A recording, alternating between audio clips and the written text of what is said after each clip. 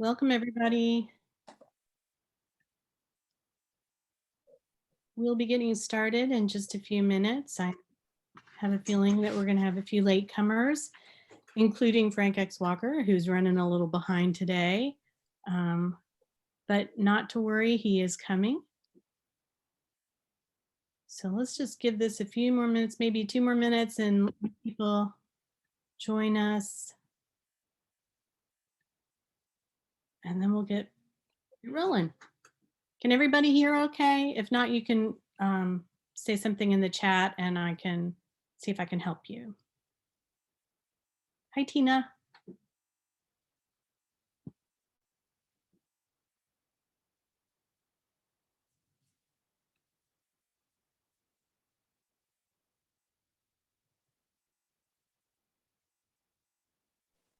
Hey, Amy. How you doing? I'm good. I'm still scarfing down dinner. That is fine. It looks like you're in good company. I'm not seeing many people with cameras on, and that's fine. It's nice to have the cameras on. I'll get it on in a minute.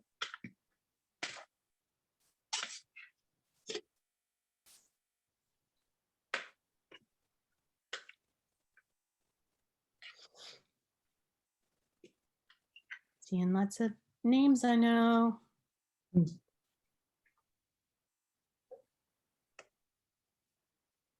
you hear me, Meg? Yes, I can. Awesome. Good to see you.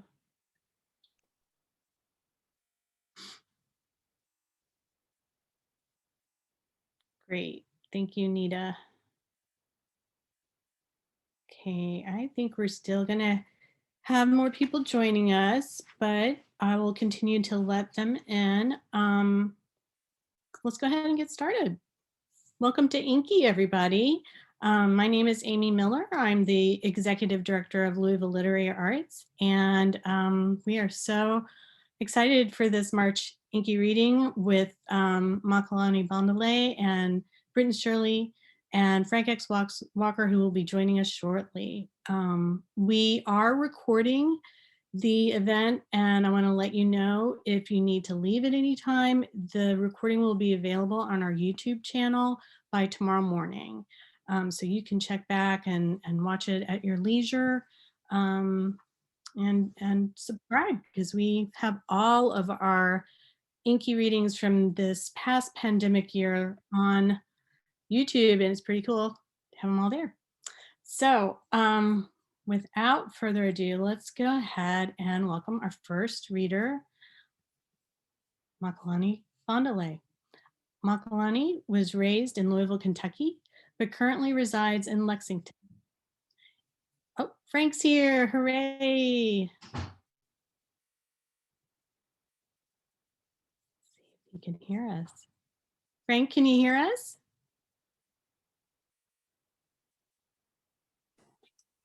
Can you hear us, Frank? Yes. Wonderful. Well, we have put you last so that you can get situated, okay? Appreciate that. All right. So Michaelani Bondalee was raised in Louisville, but currently resides in Lexington, except now he's actually in Louisville. He just told us, right? Taking care of mom. He's an Affirmation poet and a Cave Canem Fellow.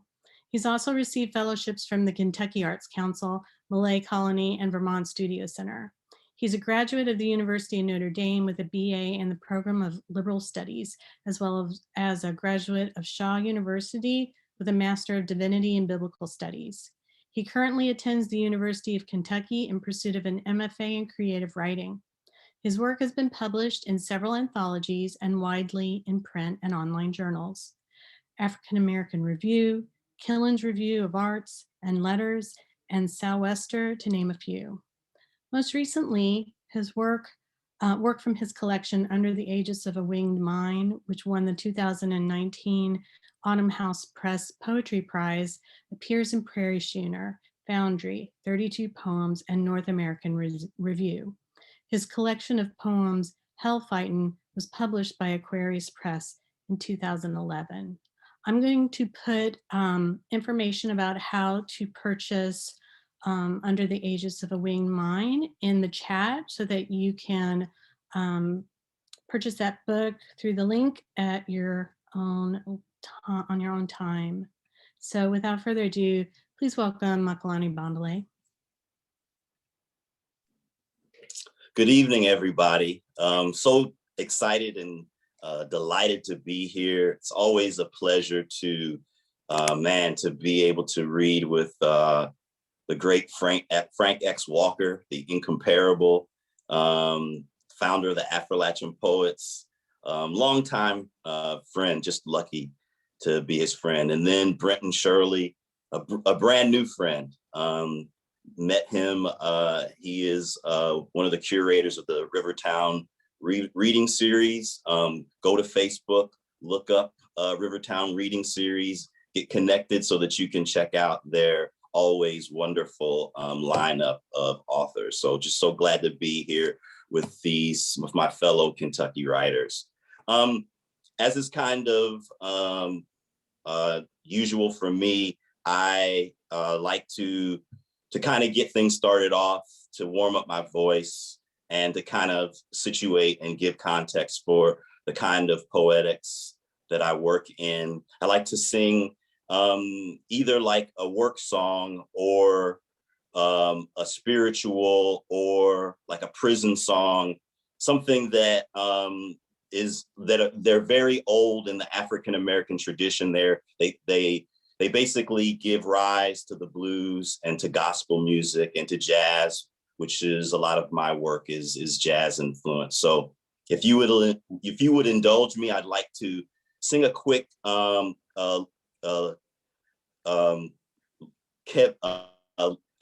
getting tongue twisted, Camp Levee song, where this would be sung by workers who were like building the levees in, say, like Mississippi and in Louisiana to some extent. But yeah, this is like a levee camp work song. So it goes a little something like this. Early in the morning, oh, Lordy, for I don't rain. Lord, it was early in the morning. Oh, for I don't rain. Go marching to the table.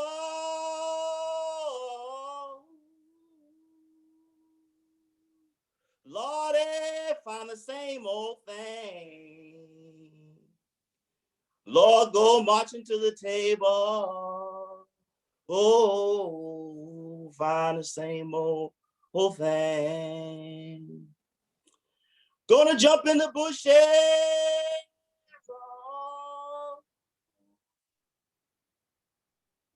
Lordy, make you break my leg.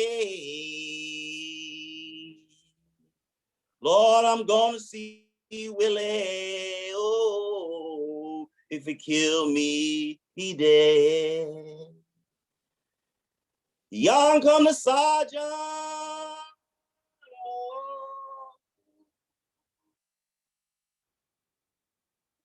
Lordy, coming after me.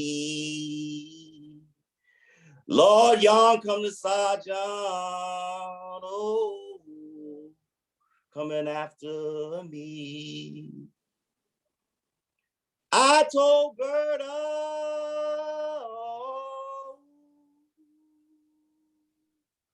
Lordy, for the king was made.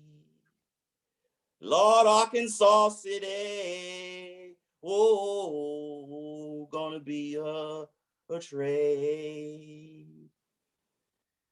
I ain't got long, ooh,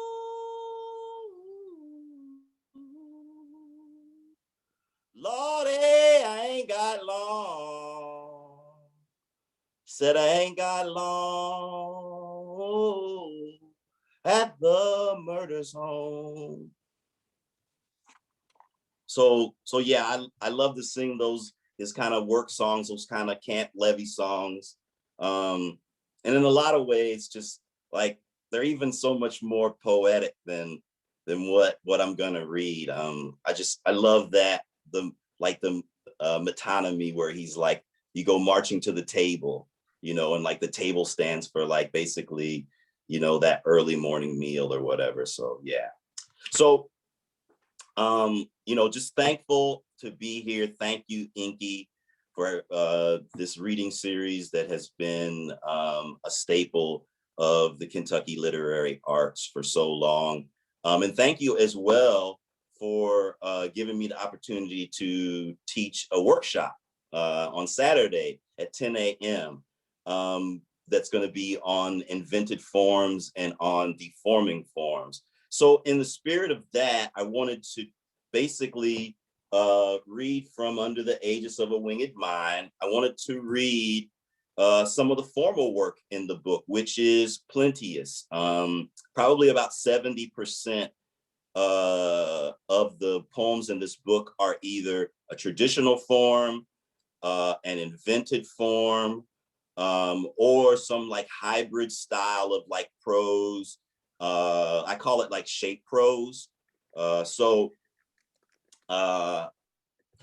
first poem I want to read is invented by an African-American woman poet named Ruth Ellen Coker. It's called The Gaijin.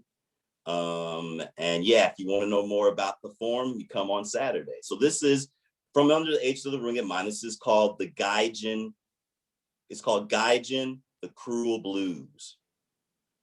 After hours with 6 hands up in Uptown, put the ooh-op knot on that bean as if you didn't know already the cops are crueler in Philly. At the 3rd station of the rail crossing, swallowing blood, crying out, my head is not a keyboard, to pound out phrases with elbows and forearms off the offbeat till a side of the face dents in. 4 minutes before midnight and not a cloud in the sky. They are all a swelling around the brain. This little lamb lost his head and never found shelter for his notions again. The hem up hours after at the precinct was grisly punctuation. Flying knees and fists blur into a colored light show from a busted eardrum. Would it be possible to do another take of America the Beautiful upside your head? The swollen eye, throbbing, can't stop restating the melody. The sound guy thinks your pain sounded good. So I should have introduced a little bit. Under the Aegis of a Winged Mind is, it attempts to kind of tell the story, some of it in persona, of jazz pianist Bud Powell, jazz pianist and composer Bud Powell. And I wanted to talk about Powell in poems because his life is so timely, I thought, for the time period that we are in right now. He basically had run-ins with the police all his life. A lot of jazz musicians did. Wasn't anything they did. It was just that the police were out to get them. They were made money. They were popular. They were just the kind of Negroes that attracted the attention of the police.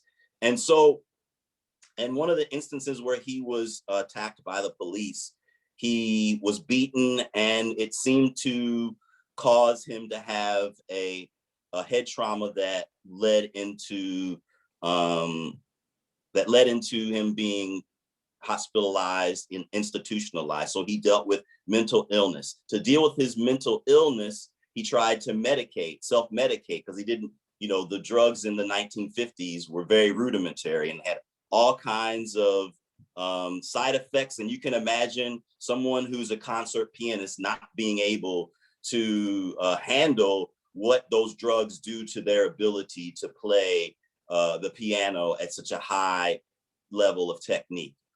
So he ends up taking drugs to self-medicate instead of taking the psychiatric drugs. So that's kind of the story of Powell and where this book comes from. And so with that kind of giving you that foundation, the next poem I want to read is called Pianism, Alternate Take. And it's kind of it's kind of a mix of form, actually. Mitchell L.H. Douglas, another Appalachian poet, came up with this form, or this idea of a form, of where you do alternate take. You write the poem in one form, and then you do an alternate take of it in another form, and you do it in the same book. So Pianism is, the original version was a mix of prose and verse. And then this alternate take is a broken villanelle. So I deformed, or I broke the form. So for those familiar with the villanelle, kind of listen out and see if you can't hear some of the rules of the villanelle, me keeping them and me breaking them. So Pianism, alternate take. At the tempo that chased the police down the street screaming, the finesse with which he attacked the ebonies and the ivories in a key everybody can square with refusal to enclosure. Only the diggers take great care in some criteria. They usually skip the small talk and go straight for the journey. In search of the soloist that is not one, but a baritone city. Only when lyricism heightens over who was dancing with whom, the bad landing was made better by transportive around it, being in a key everybody can locate within undifferentiated corsage. Here come an overshot bridge, an evening quilt with a purview.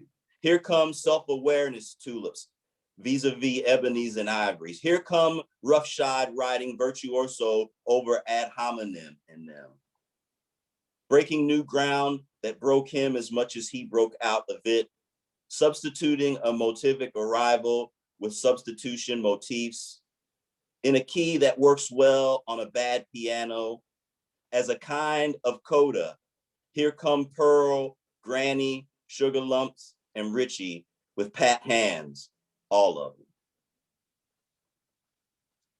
Okay, the next one I want to read, there is another invented form by Terrence Hayes, just very recently in the past, I think maybe 5 to 6 years. It's called The Golden Shovel. It's based on Gwendolyn Brooks' famous poem, We Real Cool, 7 at the Golden Shovel. And basically, the last word in every line of the poem is a word from, the word from that short poem. So this is Earl of Harlem, which is one of Bud Powell's nicknames, Earl of Harlem at the Golden Shovel. In lush discord at the cogent ledge, we heard, yeah, you can play the piano, but where's your left hand? And it was follow along or get left at school. Head cocked back, left pant leg pulled up past the knee. We are chewed lips as a side effect of chlorpromazines lurk. Up and down the keyboard exhaustively of late. A set of unavailable tones was all mind your business when we were inquisitive when the keys went on strike and refused to move even a quarter note straight ahead. Is it a fool's fancy or a whale? We seek the unexpected in a subdominant realm to sing the sweet score beyond the threshold of sin. The suffering is not difficult, but terrible to hear. We try to keep him upright on the bench, but his blood is thin, and he has never really been able to hold his gin. Our Father, which art in stride, how are we ever going to forgive his successes and let him just jazz? For what can the cool days of autumn tell anyone about June? Everybody dancing a little impermanent dance as we wring every ounce of cadence out of him. Die-hard fans around the bandstand praying it ends soon.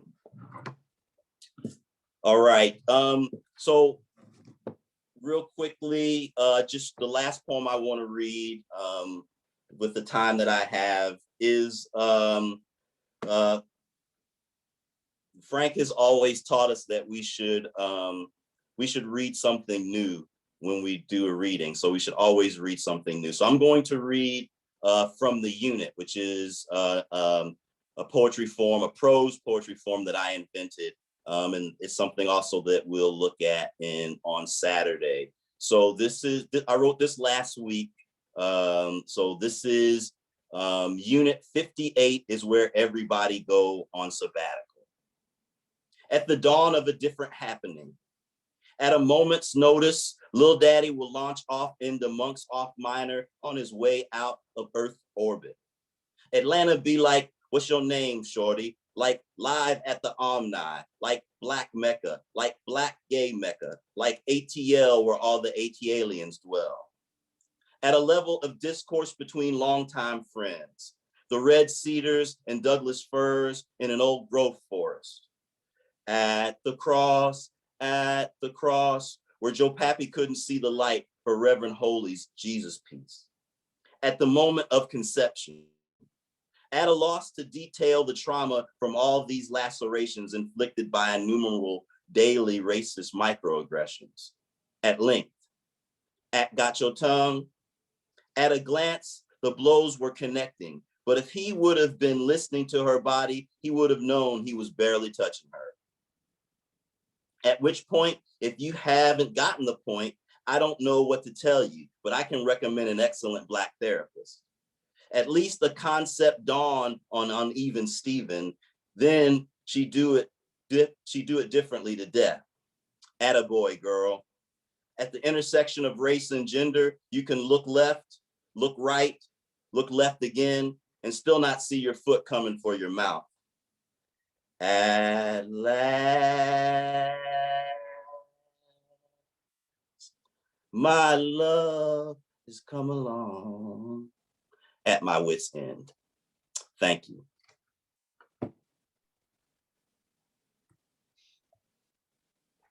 Thank you so much, Makalani. Can we unmute and give him a round of applause?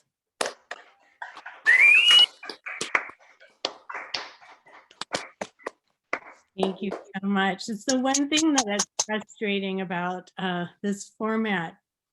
You can't hear the applause or see the shining eyes in the audience, but I think you're getting some love in the chat, so check it out. Up next is Britton Shirley, who is the author of the chapbook, Spinning the Vast Fantastic. And his poetry has appeared in such journals as Southern Humanities Review, Hampton Sydney Poetry Review, and Southern Indiana Review. He is the recipient of the Emerging Artist Awards from the Kentucky Arts Council in both 2011 and 2016. He's an associate professor of English at West Kentucky Community and Technical College, where he edits Exit 7, a journal of literature and art, with his wife, the poet Amelia Martins. They live in Paducah, Kentucky with their daughters and curate the Rivertown Reading Series. I'm going to put information about the Rivertown Reading Series and Britton's new chapbook, Spinning the Vast Fantastic, in the chat. And without further ado, please welcome Britton Shirley. Thank you. I do want to echo what Makalani said. I'm all the way over in Paducah, but I have attended many InKY readings, and it is this great institution in the state of Kentucky, and I am thrilled to be a part of it tonight. I'm really honored to be reading with you two guys, so I'm pumped. In the spirit of reading with two other Kentucky poets tonight, I was trying to pick out what to read from the chapbook tonight, and flipping back through it, I guess I referenced Kentucky quite a bit. So I tried to cull down and figure out just a handful of poems that really dealt with Kentucky. So those are the ones I'm gonna read for you tonight. The first one's actually the title poem of the collection, Spinning the Vast Fantastic. And it deals with the Great Kentucky Meat Shower, which, if you don't know what that is, look it up. It's this phenomenon that happened actually in March of 1876. So we're coming up on its anniversary. So I think you'll get what happens in the poem, but this is Spinning the Vast Fantastic. We're at 2 p.m. on a Friday. A girl can make soap in her yard, look up toward a cornflower sky, and be showered with chunks of meat. For 10 long minutes it rains, enough to fill a horse wagon, old Uncle Boot might say. All while she stirs in salt and lard, or leaches white lye from ash, and listens when men wander past, leading their light brown mules and weighing this mystery's merits. One claims it's bushels of mutton. The other says bales of venison, cut from the herd of a deer that grazed on morels and roses. Still, Benjamin Franklin Ellington swears it's the muscle of bears. Others think stables of horse meat, the lungs of slaughtered infants, or pecks of flesh from a knife fight picked up and spit from a whirlwind 2 counties over.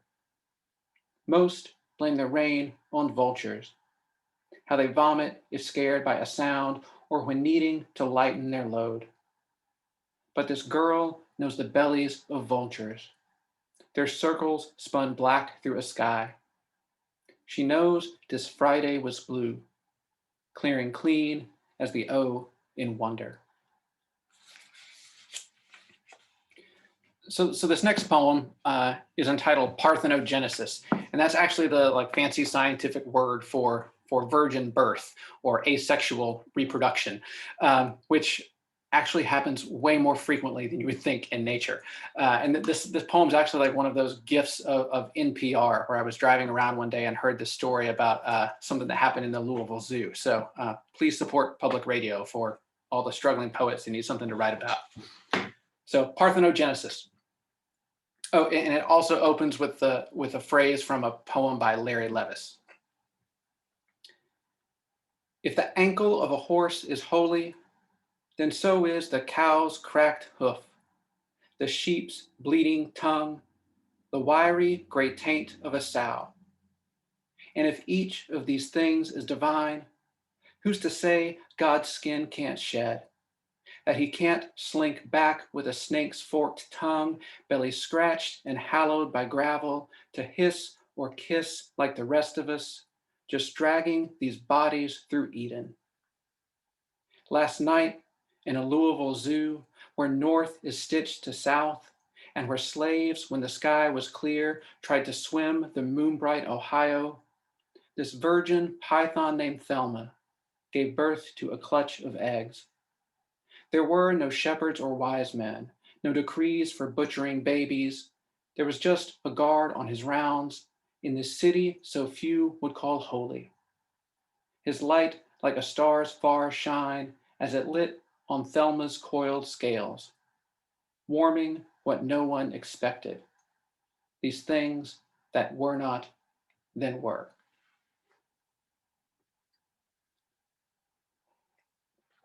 This next one is Hymn to the Moon and Peaches. Because I think of the night you and I were chasing that peach of a moon, how it rose and fell while we drove through dimming hills of bluegrass and hollows filled with whiskey. How large that right moon loomed, as hills died down to fields of rich folk sprawling horse farms, which laced some college town where boys and girls packed bars like cattle crowd a trough.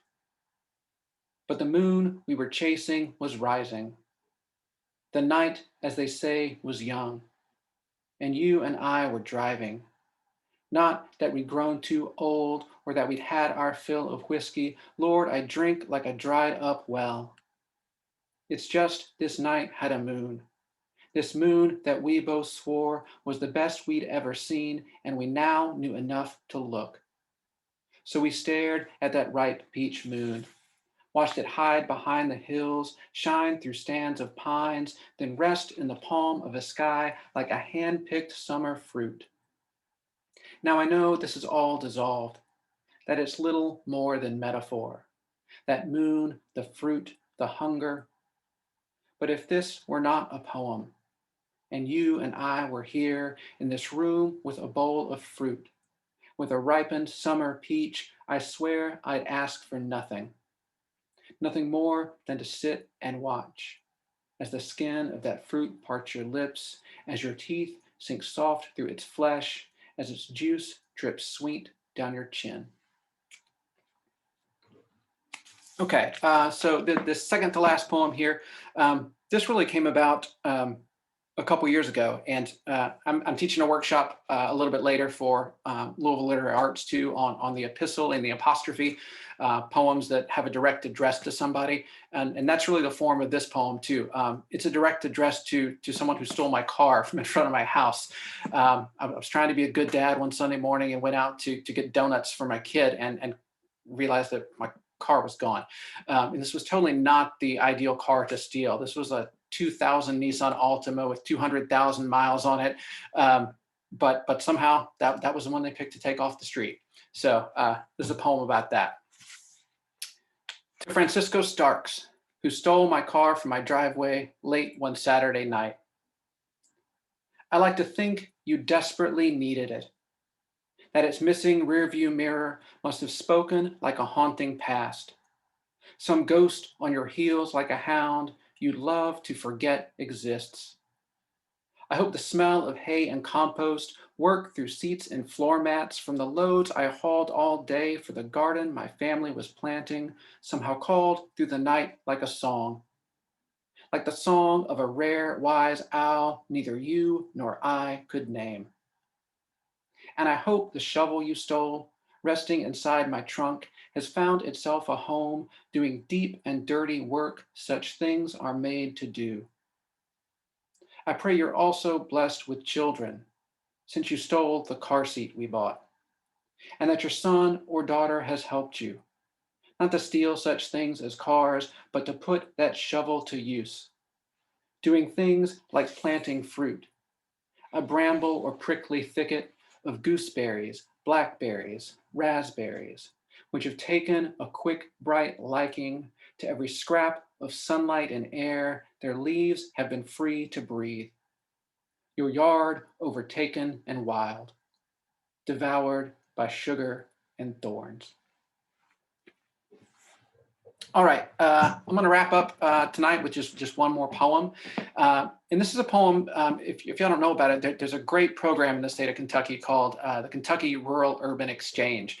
And it gets people from all across the state together 3 times a year, 2 years in a row, to really kind of form this cohort of really cool Kentuckians. And I participated in that a while back, and it really was one of the best experiences. And this poem kind of comes from meeting a guy in Rux. He's a Louisvillian, Joe Manning. So this is about me and Joe drinking in a bar one night. Against the pawning of steel guitars. Even if your wife is pregnant and the home you hope to buy cost more than you squirreled away.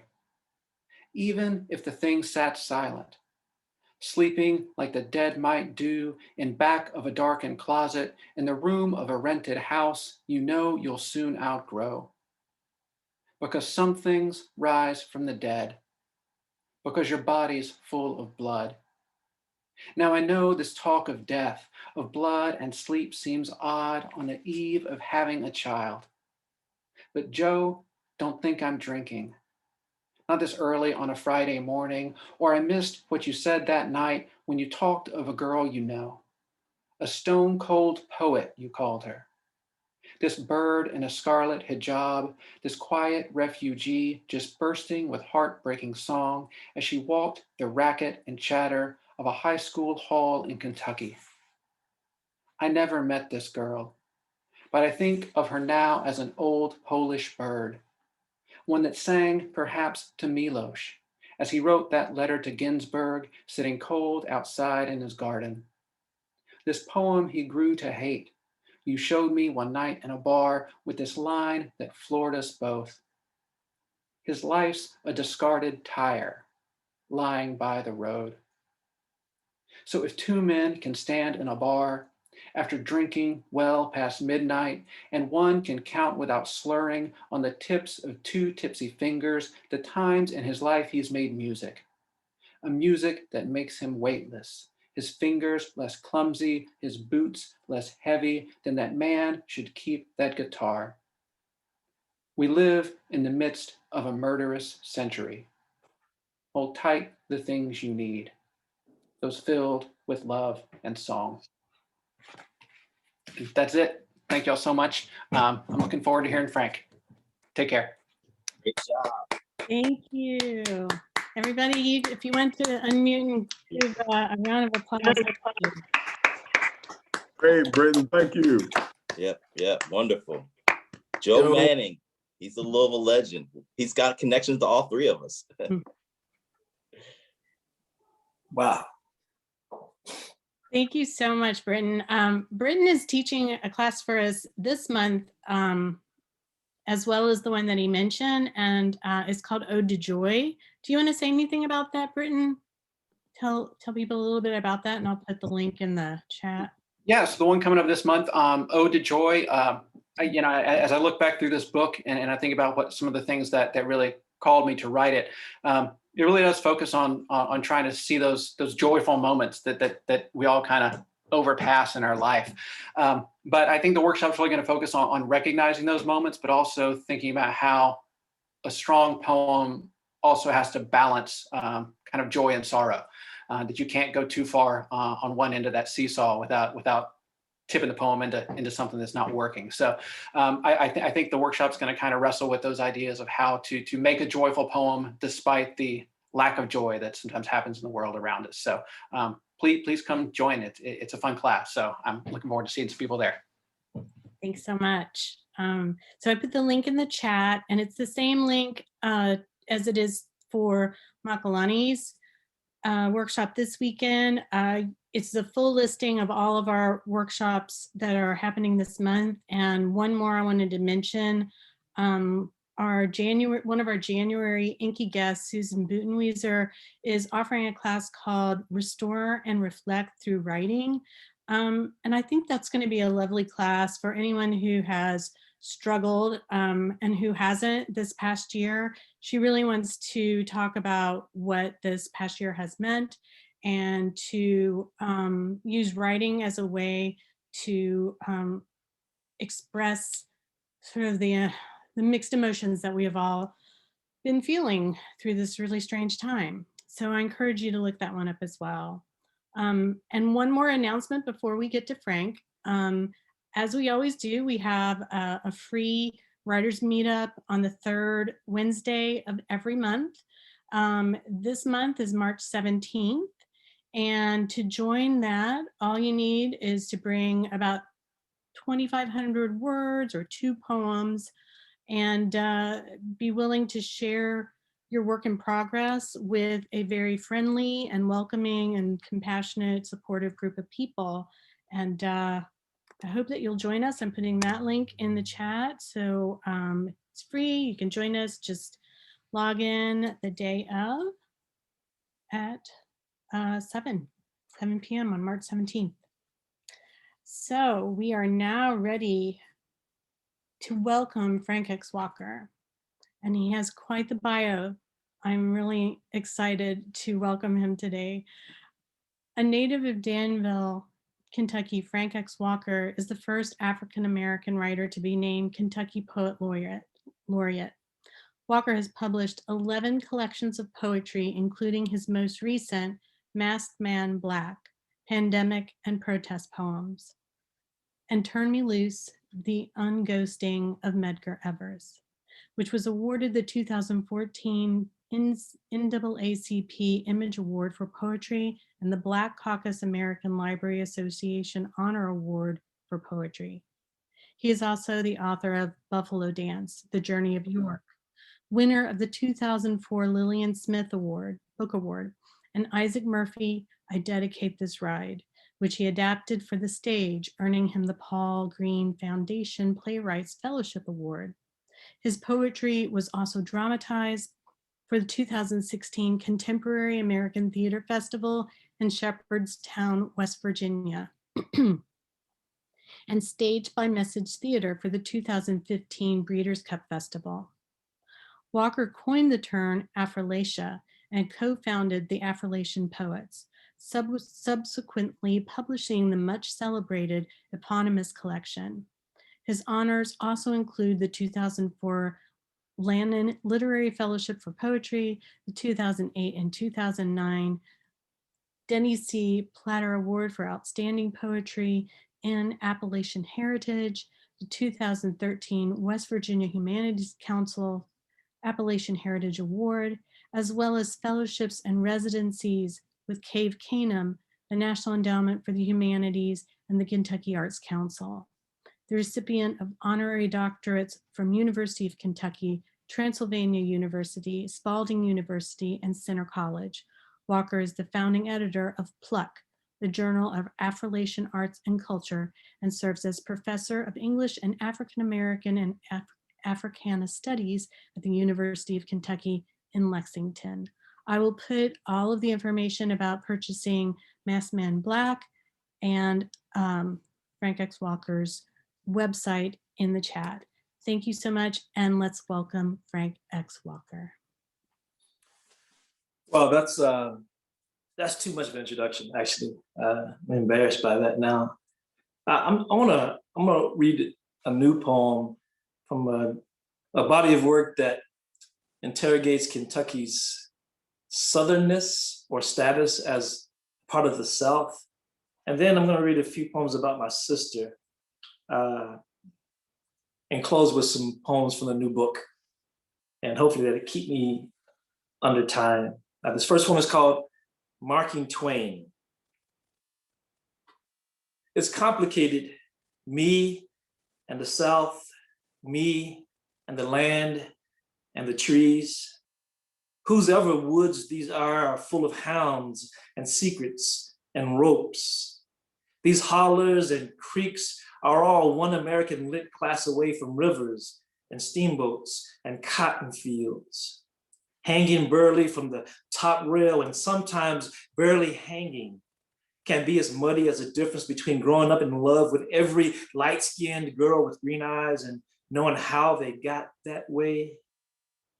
It's complicated, me and the South, me and the land and the trees. My sister is the eldest of 10 siblings that I have, and she is in the end of her last fight in this world. So I want to read some poems that celebrate her at her strongest. This first poem is called Perique, and it's a word that means the strongest flavored of all tobaccos. For Wanda Marie. When her husband threw his back out the day before the big move, my sister grabbed the other end of the mattress and everything else I coaxed from the back of the truck with the dexterity of a tobacco cutter doing the work of two. Ignoring my caution and her fatigue, she reminded me that she was made of the old stuff, the same stuff as our mother and almost all the Warners born and raised in the burley fields of Washington County. Her nostrils flared and I saw it burning slow. Her scowl, a celluloid filter, squinting to adjust her own tire and nicotine, just like the night she stood toe to toe with Mama, defiant, obstinate, declaring herself grown, too grown for any more ass whoopings, refusing to duck or flinch each attempt to beat her back into a little girl's box. When that last slap struck something iron, her nostrils were the only evidence of the size of the bellows she held in check. Flat on her back beneath the undefended flailing, she shot me a look that made me throw my arms around Mama's exhausted limbs and anemic tongue lashing, fall backwards, beg her to stop, and pretend I was holding the victor. One more from this section. This is called EPO. Those who know that acronym knows it stands for Emergency Protection Order. It's not a burglar alarm. It's not barbed wire atop a tall metal fence, not a bodyguard or bulletproof vest. It won't call the police when the hand around your throat has cut off your breath. It will not stop the bruising or deflect whiskey-tainted blows or venomous passion. It won't prevent your 5-year-old from hearing your angry new names. It's just a piece of paper, like this one, like the one in your head you would plan your escape on. In the split second between the unseen morning and his last iron kiss, you will find the strength of the tree that pressed out this page, or teeth like the blade that cut it down. So those are two love poems for my sister Wanda. And I'll close with a handful of poems from Masked Man Black, pandemic and protest poems. This first one is called Mrs. Butterworth, Uncle Ben, and Aunt Jemima. You may recognize those names from your pantry or food cabinet or your breakfast table. Mrs. Butterworth, Uncle Ben, and Aunt Jemima walk into a bar in America. Butterworth says, "I'm being repackaged." Ben says, "I'm being rebranded." Jemima says, "I remember when they branded my mama on her back." The bartender says, "I could stand in the middle of Main Street and kill somebody and I wouldn't lose any voters." Butterworth says that I'll take 8 bullets in my sleep. Ben says, "Choke me to death with your knee." Jemima says, "Lock me in a holding cell and say I decided to hang myself." The bartender poured the drinks, said he felt threatened and was simply standing his ground when he thought the thug was reaching for a gun. The headline said, "Well-loved American foods resisted arrest, failed to comply, and were delicious while Black." Butterworth's daughter said, "Here's the progress. We might finally get an anti-lynching bill." Ben's son said, "I'd rather they abolish qualified immunity." Jemima's kid said, "You know, they abolished slavery once, then they hung my mama on that box." And this next poem is a George Floyd poem, but written as a persona poem in the voice of the knee, Officer Chauvin's knee. It's called Complicit at Most. I am no more guilty than the officer's eyes choosing to look the other way. Technically, I'm not even touching his neck. All I could feel was the hot cotton insides of Officer Chauvin's slacks against my skin. Almost 9 minutes is a long time to kneel on a neck, especially if you are unaccustomed to praying or begging. But after pressing all of me down, he put this all on me as if he was planning to propose, but got cold feet and was too embarrassed to get up and just walk away from this altercation, marrying us both to this moment till death do us part.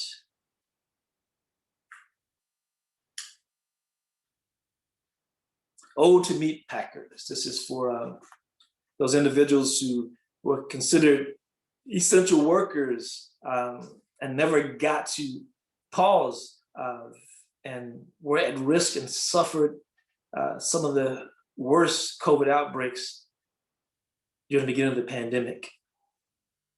Ode to Meat Packers.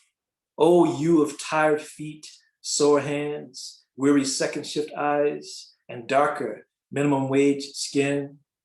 The executive order signed by the president to keep your plants open, to keep meat in grocery stores and on America's tables, despite the need for more spacing on your lines, personal protection equipment, more sanitizing stations, and barriers to separate workers, at least implies you are now essential.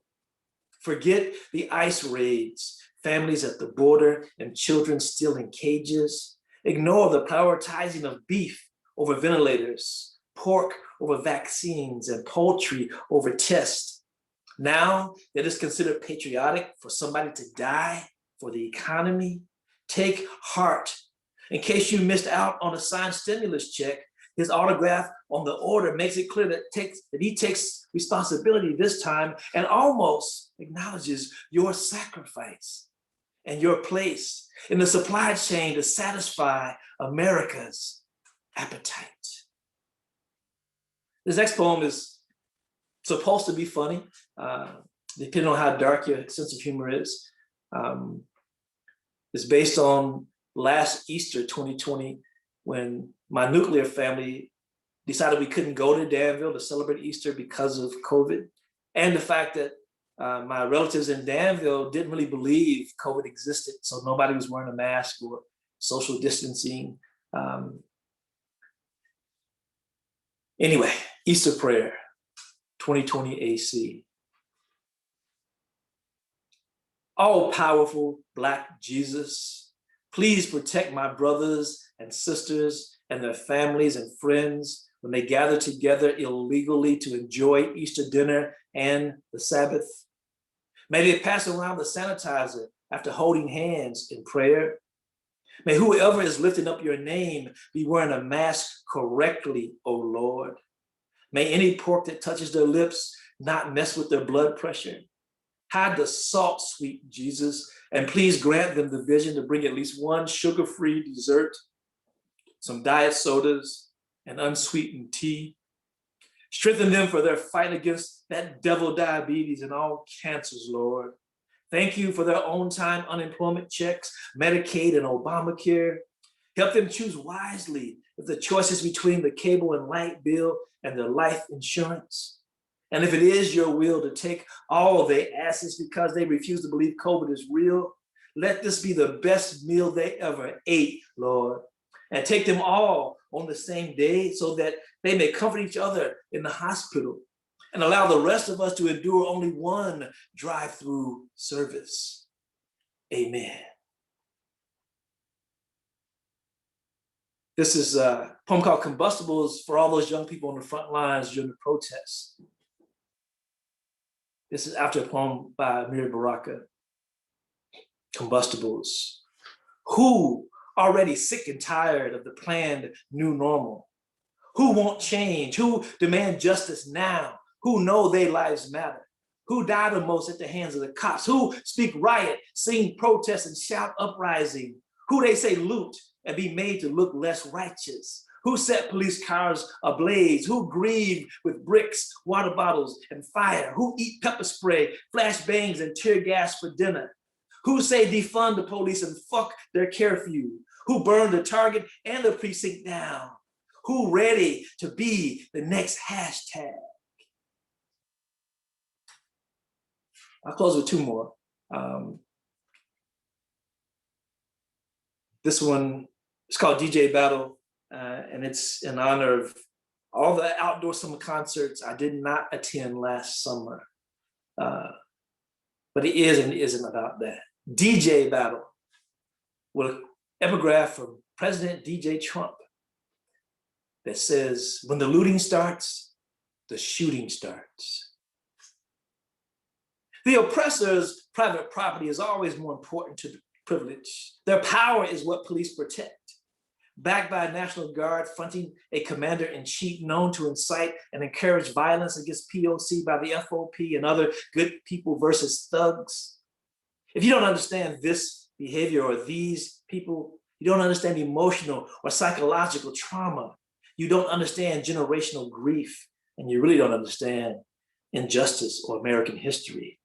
No justice, no peace, no justice, no peace, no just ICE raids, no guilty cops, just us, dead, dying, and chalk marks over and over again like some whack DJ rewinding the bridge or dead refrain scratching at our eyes with already viral, breathless black body porn professionally made by the hands, feet, and now knees of thug police again. But instead of turning the tables, we drag out turntables and spin and spin and spin, searching old wax, seeking to sample something human, anything truly good to mix with this black in our lives until we matter. All right, take a deep breath and I'll find one to close on.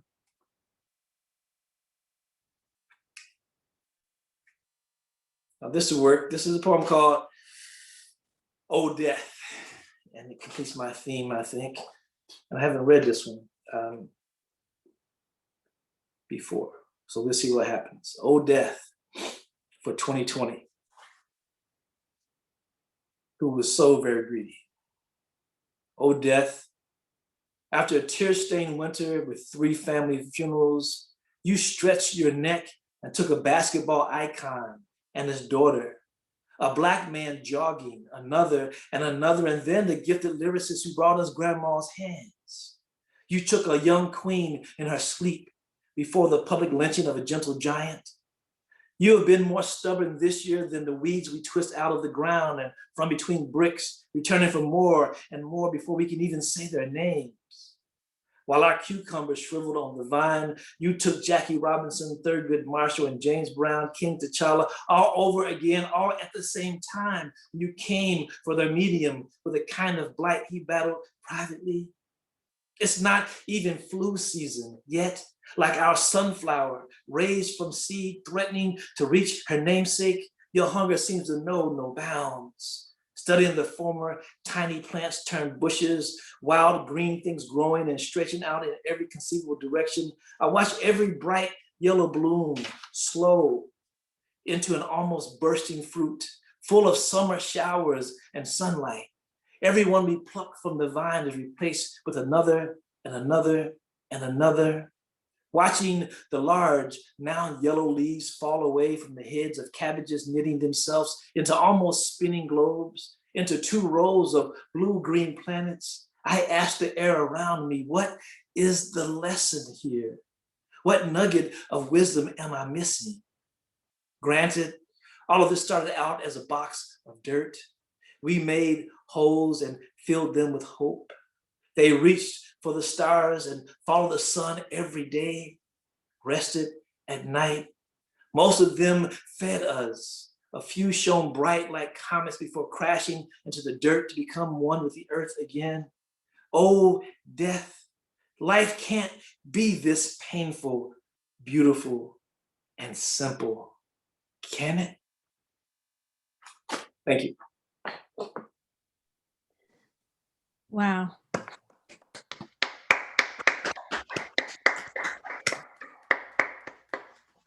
James, stop it. James, you're on camera. Thank you so much, Frank. That was incredible. Thank you to all 3 of you, Makalani and Britton, for coming to the InKY reading tonight, and thank you to our audience. If anyone would like to ask a question, we're a little short on time, but I think we could maybe handle 1 or 2 questions from the audience. So you can either ask in the chat or you can unmute yourself. I have a question for all 3, but I will rein it back and only ask 2 questions. Okay. So, Mak, I wanted to know what your revision process is, just because I've never asked that, but I saw that you revised something really quickly. So I wanted to know like what that process was for you. So it's multi-pronged. I basically I have multiple ways to kind of revise poems.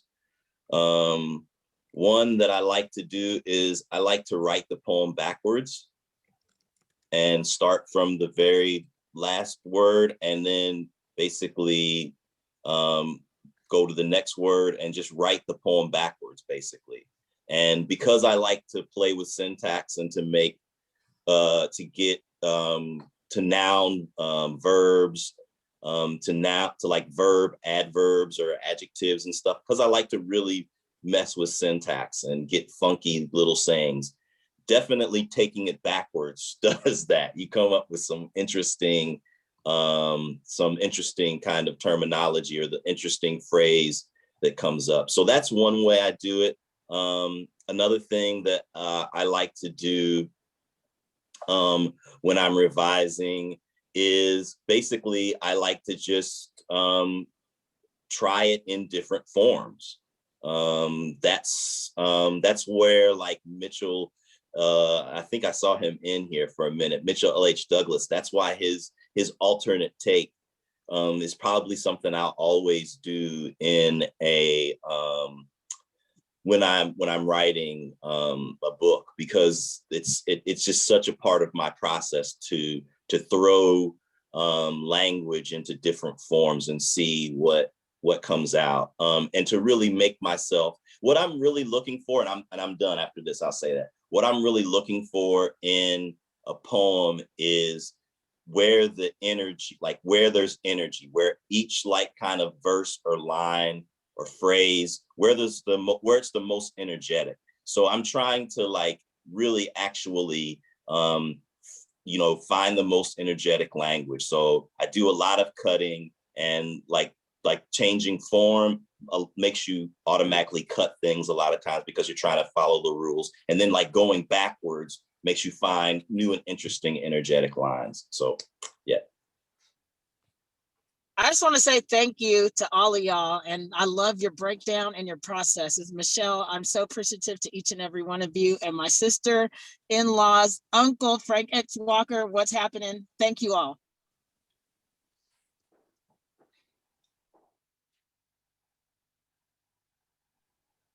Nita, did you want the same question for all three? I actually had different questions for everybody. Oh. But so with Britton, you said the gifts of NPR. So do you have like many poems inspired by public radio or things that you hear? You know, I think I do, oddly. Like, I mean, I think that they're not necessarily all NPR poems, but I think for me, like, poetry is a good way to just remind me to kind of keep my ear open, you know, to whether it's something I hear on the radio, or whether it's something that a friend says over a conversation, or, you know, something that I hear my, you know, 8-year-old say, you know, as she's getting ready to go to bed. You know, I tell this to my creative writing class all the time. I think that's one of the gifts I think poetry kind of teaches us, is just to be a little bit more attuned and aware, and it can come from anywhere. I think when I started writing, I was, you know, way back in the day, 20 years ago, just really kind of stuck on what I thought a poem should be. And then like once I started reading someone like Frank O'Hara, I was like, oh, you can write a poem about having a Coke with somebody. You know, I think that really loosened me up to realize that you can really find poetry anywhere if you really just listen enough for it.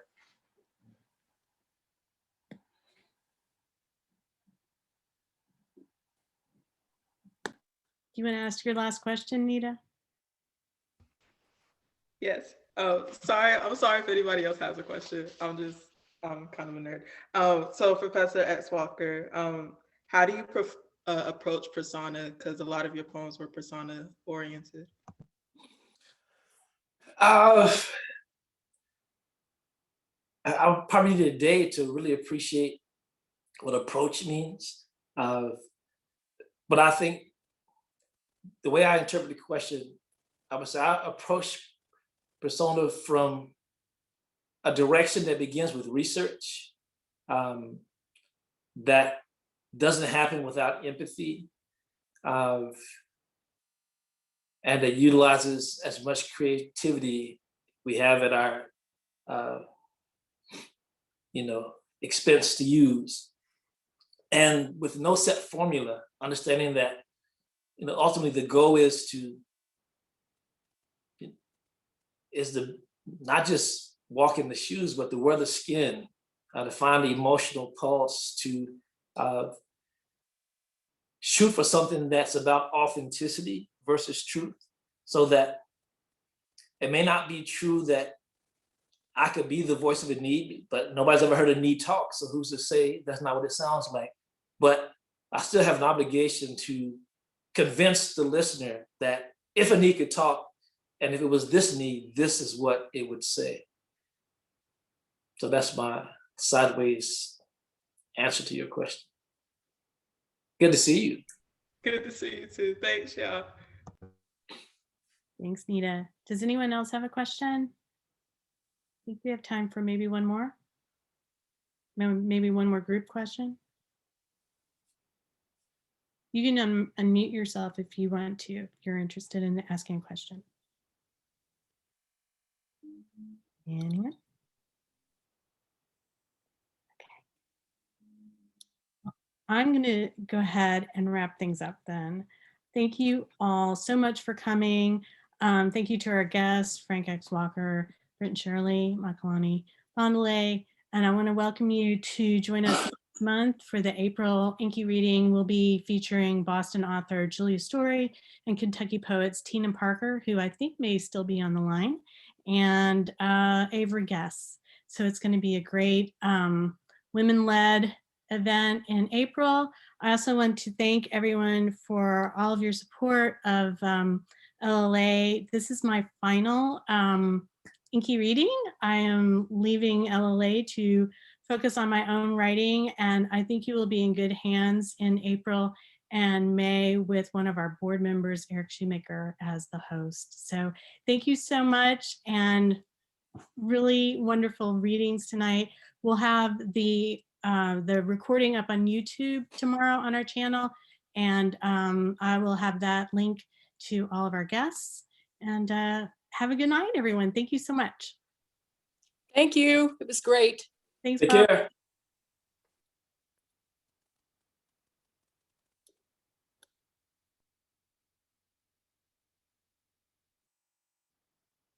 Thanks, everyone.